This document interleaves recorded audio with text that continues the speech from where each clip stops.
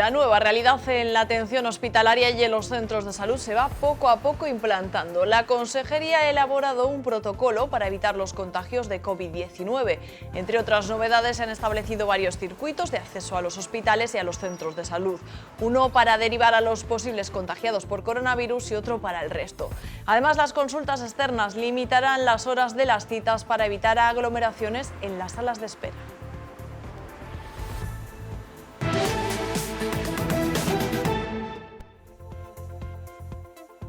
Es difícil porque hay que compensar lo que es la necesidad de atención de estos pacientes que estaban en lista de espera y la seguridad de estos pacientes y del personal del hospital. Para ello, tanto en el complejo hospitalario como en los centros de salud, estamos instalando dos circuitos de entrada de pacientes, uno de pacientes que pueden ser sospechosos, pueden tener síntomas compatibles con el COVID y el resto de pacientes para no mezclarse. ¿Cómo están? Buenas noches. Es jueves, es 4 de junio. Enseguida les acercamos ese nuevo protocolo. Les contaremos también los datos que nos deja la segunda fase del estudio de seroprevalencia que ha hecho el Ministerio de Sanidad. Y lo hacemos en un día en el que miramos a los enfermos de cáncer que se han visto doblemente perjudicados por la pandemia. El temor al contagio por ser pacientes de mucho riesgo los ha llevado a muchos a la ansiedad y a la depresión durante el confinamiento. A esto hay que sumar la parte económica. La Asociación Española contra el Cáncer habla de emergencia y pide medidas de ayuda al gobierno. La alcaldesa de Guardo, Gemma Sanfélix, ha mostrado su sorpresa por lo que considera una traición por parte de su socio, por Carlos Narganes. Sanfélix asegura que detrás de la moción que han presentado PP y Ciudadanos hay intereses económicos personales. Advierte de que emprenderá acciones legales. Control de aforo, medidas para mantener la distancia, puntos de desinfección y limpieza constante en el recinto. Así serán las cosas dentro de los centros comerciales cuando les permitan abrir en fase 2. Hoy hemos visitado el único palentino, el de las Huertas, para explicarles cómo serán las compras en su reapertura.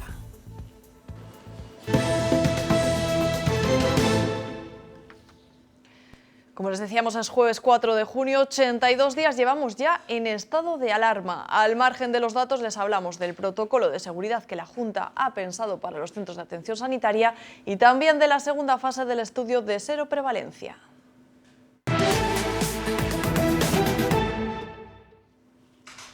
Y esa segunda ronda del estudio de prevalencia del Gobierno de España aumenta el número de personas que han estado en contacto con el virus en Palencia.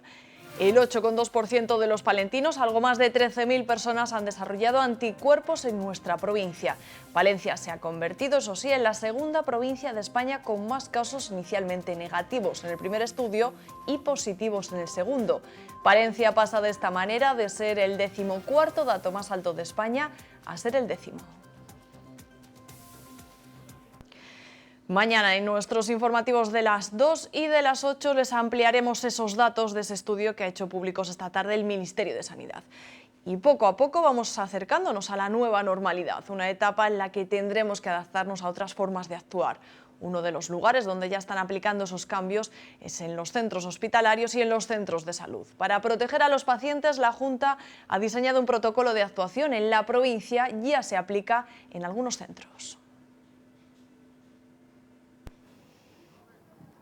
En el complejo asistencial universitario de Palencia ya aplican el nuevo protocolo de atención a los pacientes para prevenir los contagios por coronavirus. Han habilitado dos circuitos de entrada, uno para los posibles casos de COVID-19 y otro para el resto, una medida que también se va a aplicar en los centros de salud. En cuanto a las consultas externas, en el hospital se ha establecido un rígido horario de atención para evitar que coincidan en la sala de espera los pacientes. Deben acudir con todas las pruebas realizadas y si vienen acompañados deben hacerlo con una persona que no forme parte de los colectivos de riesgo. Acceder al hospital o a los centros de salud será a partir de ahora diferente. Para evitar los contagios, los pacientes serán informados a la entrada del recorrido que deben hacer para acudir a la consulta. Se hará para diferenciar los posibles casos de COVID-19 y el resto. Estamos instalando dos circuitos de entrada de pacientes, uno de pacientes que pueden ser sospechosos, pueden tener síntomas compatibles con el COVID y el resto de pacientes para no mezclar. También se aplicará en los centros de salud, aunque en este caso será más complejo. Hay centros como el de La Puebla que dispone de varios accesos, sin embargo otros como el de Jardinillos no lo tienen. Para solucionarlo están buscando locales alternativos. Hay otros centros pues que hay una puerta de entrada y hacer esa separación nos va a llevar un poco más de tiempo. Ya te digo, estamos buscando alternativas incluso de otras ubicaciones, otros locales, ¿no? Como es en el caso de los Jardinillos. También hay cambios en las consultas externas. Sean primero valoradas por los médicos especialistas, que se hable con el paciente, si ese paciente necesita pruebas, que antes de ir a la consulta donde tiene que esperar se haga las pruebas previamente y ya cuando acudan al médico lleven lo que es todas las pruebas realizadas, la analítica, la radiología, todos los temas hechos para que el tiempo que tenga que permanecer en el hospital sea el menor posible. La lista de espera de las intervenciones quirúrgicas y las consultas hospitalarias se ha disparado en los últimos meses. Poco a poco y a criterio de los profesionales sanitarios se irán llamando a los pacientes. Protocolos para evitar los contagios en el ámbito sanitario y las estadísticas nos dejan los siguientes datos. En 24 horas se han contabilizado un nuevo caso confirmado por PCR. La cifra total asciende a 1028. El número de víctimas mortales, 84, se mantiene, igual que el de altas con 352.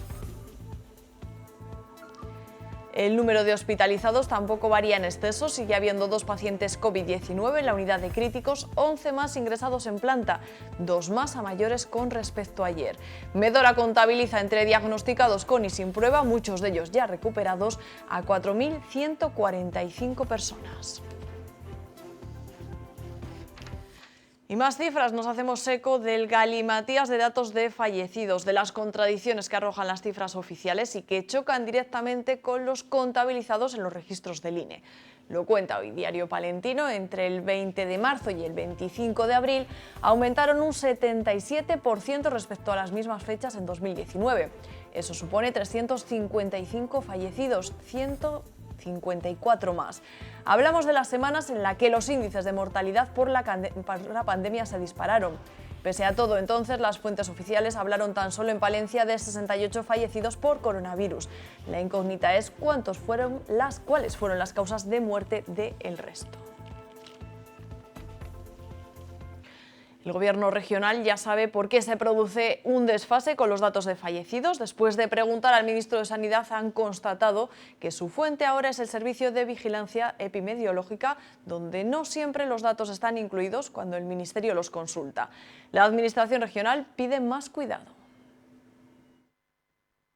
Lo que no pueden entender los ciudadanos, con todo respeto, las personas que han perdido a su madre, a su padre esta semana, es que el presidente del Gobierno salga y diga que no hay fallecidos. Y no es que nosotros intentemos meterle el dedo en el ojo a nadie, que no es, insisto, nuestra intención.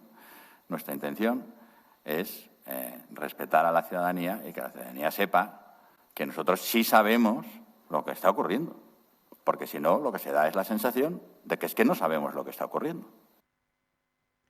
Y la Junta ha vuelto a confirmar que Castilla y León ha solicitado el paso a fase 2 para el lunes.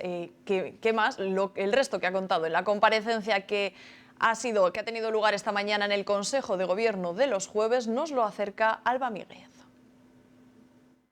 Sí, de hecho ese ha sido el principal anuncio que nos ha dejado la comparecencia del vicepresidente de la Junta, que Castilla y León pasará a fase 2 el próximo lunes. Y lo hará porque la situación epidemiológica así lo permite. La situación es buena, aunque haya habido microbrotes en la comunidad en las últimas horas de COVID-19. Insisten desde el Ejecutivo regional en que están controlados, pero que pasar a fase 2 no significa volver a la normalidad y que, por lo tanto, hay que seguir teniendo cuidado para evitar posibles contagios. Insisten, además, desde la Junta de Castilla y León en que sigue sin estar permitido viajar entre las provincias de la comunidad y mucho menos a provincias de otras regiones del país. La crisis sanitaria ha generado en los pacientes de cáncer un mayor impacto que en la población general. El aplazamiento de los tratamientos, retrasos en las pruebas o el miedo al contagio han hecho que un tercio de esos pacientes desarrolle ansiedad y depresión durante el confinamiento. Una emergencia, según la Asociación Española contra el Cáncer, que ha atendido a 36.000 personas durante la pandemia. A Carmen la pandemia le pilló poco después de acabar el tratamiento por un cáncer de pecho. Sintió mucha angustia y miedo al contagio. Yo tenía consultas nada más empezar el confinamiento.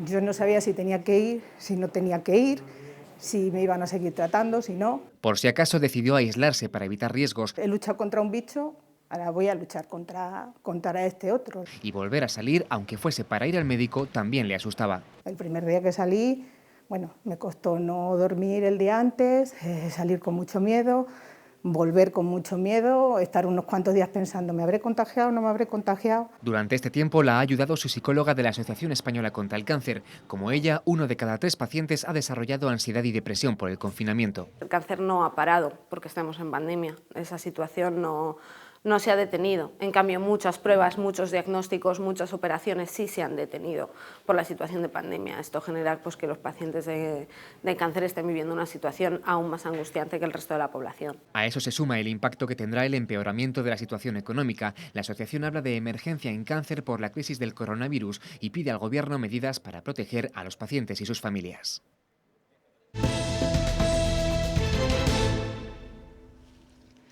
La actual alcaldesa de Guardo, Gemma Sanfelix, se reafirma y denuncia que la moción de censura presentada por Partido Popular y Ciudadanos se debe a intereses económicos personales. Sanfelix ha acusado a su socio, a Carlos Narganes, de traición. La todavía alcaldesa ha defendido su gestión durante este último año. Gemma Sanfelix afirma que hay intereses económicos ocultos detrás de la moción de censura presentada por su socio de Ciudadanos, Carlos Narganes, y por el portavoz del Partido Popular, Juan Jesús Blanco. Reaparece únicamente para conseguir llegar al sillón que quizás, pues fíjate, le dé la solvencia para acometer ciertos proyectos de futuro que presuntamente garanticen la inversión en piedra y hormigón que le viene de formación profesional y que le genere pues, una serie de beneficios importantes. Aunque no ha aclarado qué tipo de intereses han movido a Blanco y a Narganes, sí adelanta que emprenderán acciones legales, aunque tampoco ha explicado el tipo de delitos de los que sospechan. A día de hoy no los voy a manifestar porque, por supuesto, que vamos a emprender todas las acciones legales que estén de nuestra mano y de hecho pues tenemos la documentación.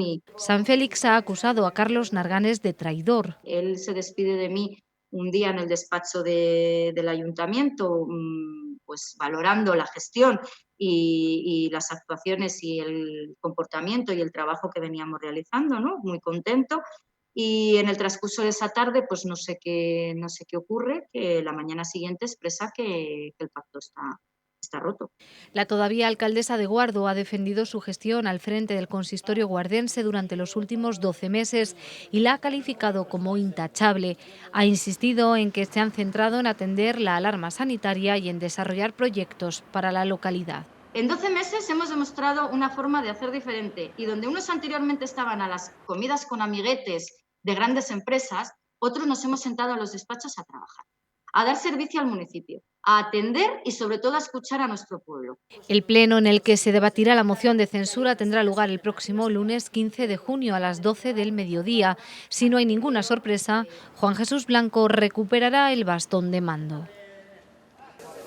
Y nos quedamos en Guardo porque después de que la Junta lleve 2 años ignorando la necesidad de tener un pediatra en la localidad, han sido los propios vecinos los que se han puesto manos a la obra y han localizado un profesional especializado en medicina infantil dispuesto a trabajar en Guardo.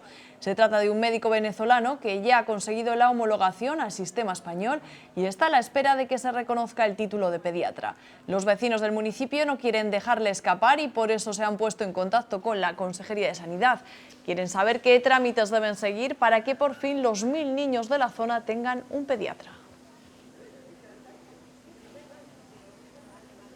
Y de cara a la entrada a fase 2, el PSOE Palencia pide a la Junta un protocolo específico para la reapertura de escuelas infantiles, guarderías, ludotecas y centros similares de ámbito privado.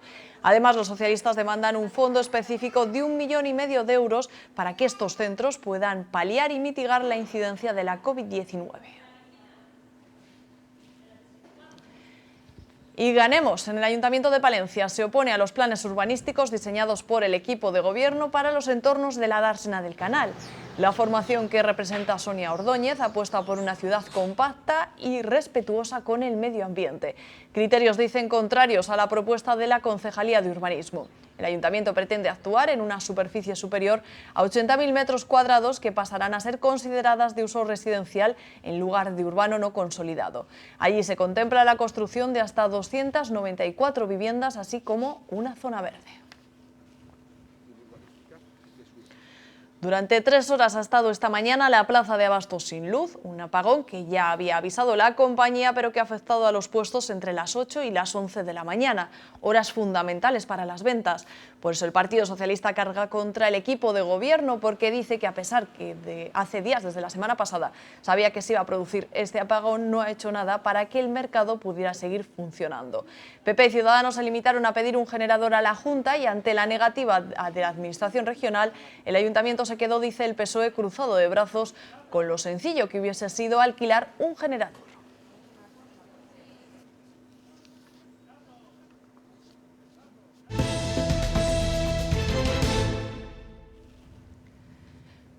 Primero comprueban el aforo para saber si podemos entrar o esperamos un rato. Dentro nos indican cómo mantener la distancia de seguridad de 2 metros. Se ha establecido un recorrido seguro también para que el cliente siga una dirección y pueda mantener, sobre todo, lo más importante, la distancia de seguridad. Como en todos los espacios cerrados, la entrada con mascarilla es obligatoria, aunque nos estamos encontrando que el 99,9% de la gente ya viene con ella. Encontraremos puntos de desinfección fuera y dentro de las tiendas. Hay a disposición del cliente geles hidroalcohólicos por todo el centro comercial, se establece una serie de medidas también para entrada y salida en los baños, salas de lactancia. Vamos a poner un punto en la entrada para que la gente pueda limpiarse las manos, coger guantes. También el aforo en cada uno de los comercios será reducido. Era de 100 personas y ahora lo hemos adaptado a un 40%, por lo tanto la cabida son 40 personas, pero siempre manteniendo la distancia de seguridad, los 2 metros estipulados. Los probadores vamos a tener también algunos cerrados para que no haya, o mejor dicho, para poder seguir las distancias de seguridad. También vamos a poner en los probadores geles higienizantes. Ahora están abiertos los puntos de venta de alimentos y de otras necesidades esenciales. Para cuando todas las persianas estén levantadas, lo tienen todo preparado para que nos llevemos solo buenas experiencias. Bueno, pues ya ven que en el centro comercial Las Huertas lo tienen todo preparado para pasar a fase 2, un paso en la desescalada que probablemente demos el lunes, si así lo permite, desde el Gobierno central. Una situación muy diferente viven en Supermercados Lidl. Los 26 empleados de Palencia y los 450 de Castilla y León estaban hoy de huelga. El motivo, según explican desde Comisiones Obreras, es el desencuentro entre la parte sindical y la patronal a la hora de abordar los efectos que la crisis ha provocado en el trabajo. Por ejemplo, dicen que no existen protocolos de prevención para secciones recién abiertas al público.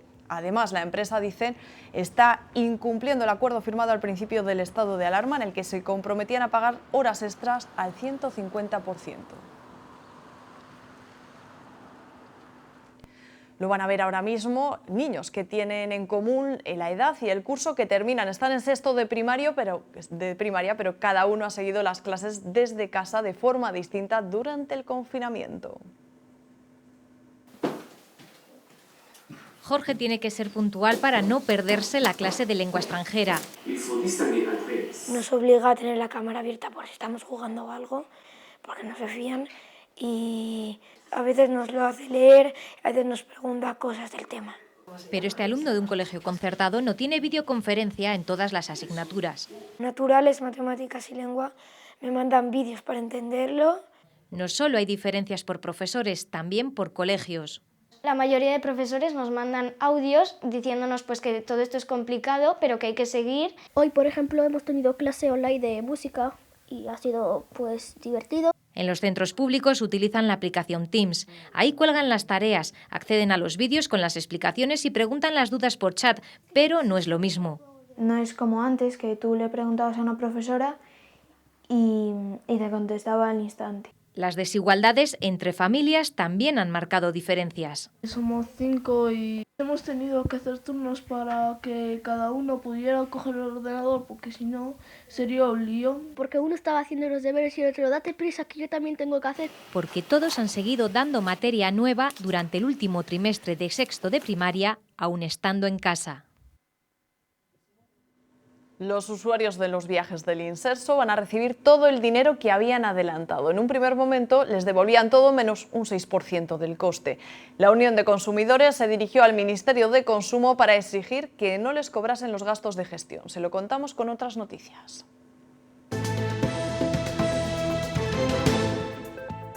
La Unión de Consumidores de Palencia, la UCE, se felicita por haber influido en el cambio de criterio en la devolución del importe de los viajes del Inserso. En un primer momento, el Instituto de Mayores y Servicios Sociales había contemplado cobrar más de un 6% del importe en concepto de gastos de gestión. Finalmente, el Ministerio de Consumo ha anunciado que se devolverá de forma íntegra la cantidad abonada. La Diócesis de Palencia ha destinado 52.000 euros a acciones de cooperación internacional relacionadas con la COVID-19. A través del Fondo de Solidaridad al Desarrollo han colaborado con países latinoamericanos como Perú o Bolivia. Principalmente la ayuda la han canalizado a través de la entrega de alimentos y productos de higiene.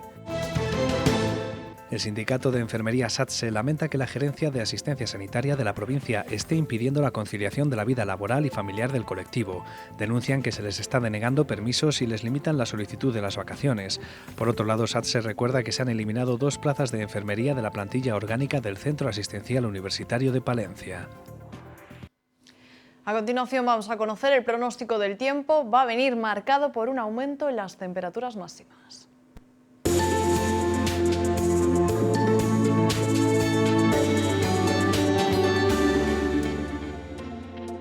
Tras la jornada de hoy, marcada por un descenso generalizado de las temperaturas máximas, mañana viernes volverán a recuperarse ligeramente los termómetros.